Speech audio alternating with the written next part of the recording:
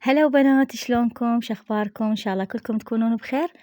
ورجعت وياكم بفيديو جديد إن شاء الله بنات يعجبكم، وجبت لكم طريقة أختي بالفلافل. طريقتها تجنن طبعا. دا أحكي فحطانة صعدت الدرج على السريع لأن ختلت من صوفي حتى أدبلج هذا الفيديو. طبعا صار له تقريبا 4 أيام هذا الفيديو وما مدبلجته بسبب صوفي. فهنايا دا أدبلج الفيديو على السريع حتى أنزل لأن راح يبكي ويثبر أهلي جوث يعني يخبصهم. فحبيت أنزل لكم طريقة أختي بالفلافل تجنن. هنا الفلافل بنات تجيبها جاهزة من السوق.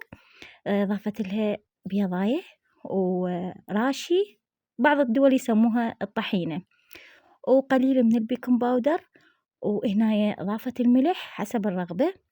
طبعا البيضة لا تتخوفون من عدها وتقولون تسوي زفرة، نهائيا ما بيها أي زفرة بنات، تجنن هاي الخلطة مالت الفلافل.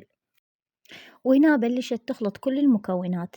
بنات العجينة إذا شفتوها شوية يعني قوية، يعني مو لينة، ضيفولها المي ينطيها قرمشة ويخليها يعني تنفش بالأكثر، يعني من أثناء ما تقليها راح تنفش عندك الفلافل. فلا تتخوفين من المي، يعني ضيفي شوية شوية إلى أن تحصلين على عجينة شوية سائلة. لا تخلين عجينة الفلافل تصير عندك متماسكة، كل ما تتماسك كل ما تصير قوية ويصير الداخل مالتها عجين. فخليها شوية لينة وتقليها بزيت يعني غزير. طبعا أنا لحقت على آخر شي صورته لكم تقلي. وهذا شكل الفلافل. تقدرين تضيفين وياها سمسم، تضيفين وياها الحبة السوداء بعد، هاي حسب رغبتك. طبعا كلش طيبة بنات. فمن نسوي يعني مثلا نسوي اليوم فلافل، ثاني يوم أمي تسأل تقول مثلا ها ايش تريدين عشاء؟ ايش عاجبك؟ أقولها فلافل. تقولي البارحة أكلنا فلافل، تي يومية تاكلين فلافل؟ فأقولها ما دام أنا يمكم خليني أشبع من الفلافل مالتكم، لأن الفلافل مال أختي يعني كلش طيبة. إيش قد أسويها مثلها بس ما يطلع بنفس الطعم اللي هي تسويه. ما أعرف شنو السر، مع العلم هي سوتها قدامي. وأكيد ويا الفلافل إحنا العراقيين اللي معتادين عليه الزلاطة والباذنجان، مرات البوتيتا نسويها. وهنا بنات العنبة هاي هي مسويتها. الطريقة مالتها طبعا سلقت النص سلق الخيار والجزر والفلفل، تسلقه بالخل. وهنا العنبة تجيبها طوز من العطار، تخبطها ويا المي، مي دافي يكون، تخلطها وبعدين تضيف عليها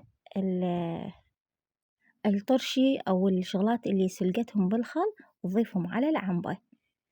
وهنايا مثل ما شفتوا بنات الزلاطة، زلاطة من نبع الحنان، ما أعرف وش طعمها كلش طيب، يمكن لأن هي الوالدة مسوية الزلاطة هماتين، يعني الأكل هذا كلش طيب، يمكن لأن مال بيت أهلي أقول طيب. فحتى المي طعمه يختلف ببيت الأهل. فمن يوافقني هذا الرأي بنات، حتى المي هذا من أشربه أقولهم الله ميكم إيش قد طيب. وحتى لو أكلة بسيطة أقولهم كلش طيبة. فمن توافقني هذا الرأي، ما أعرف ببيت الأهل كل شيء تحسين القعدة السالفة، حتى النومة هاي اللي تناميها بالليل تحسيها يعني مريحة، ونوم تشبعين نوم يومهم، تشبعين راحة.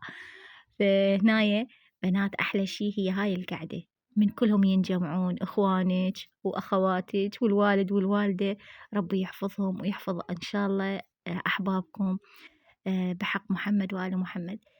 وهاي القعدة طبعا أحلى شي. وحتى الأكل إذا ما طيب يصير طيب ويا هاي القعدة.